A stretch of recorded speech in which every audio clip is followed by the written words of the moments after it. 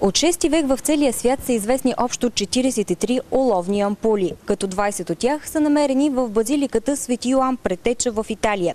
Тази, откритата на полуостров Форос, обаче е много по-различна, защото... И 43-те са работени в Иерусалим и те са с евангелски сцени. Като бургаската оловна ампула с тези изображения, ефеска не са ми известни. Защо в Ефес? Защото там той е култов център, основно свързан с поклонението на гроба на Свети Йоан Богослов.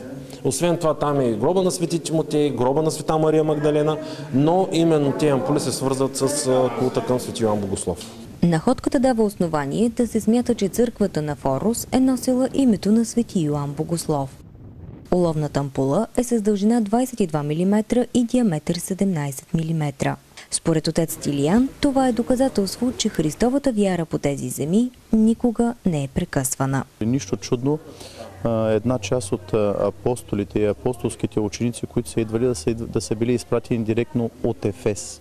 Тоест от един от любимия ученик на Господ Исус Христос, Йоан, като по този начин се показва директната връзка на нашата вяра с вярата на апостолите и с Господ Исус Христос, т.е.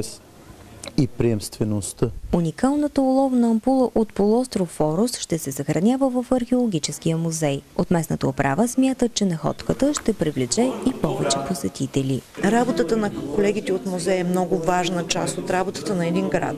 Богатството, което има града ни, да бъде по най-добрия начин представено както пред неговите граждани, така и пред нашите гости. Археологическите проучвания на полуостров Форос ще продължат тази година, като за целта са заделени 30 000 лева.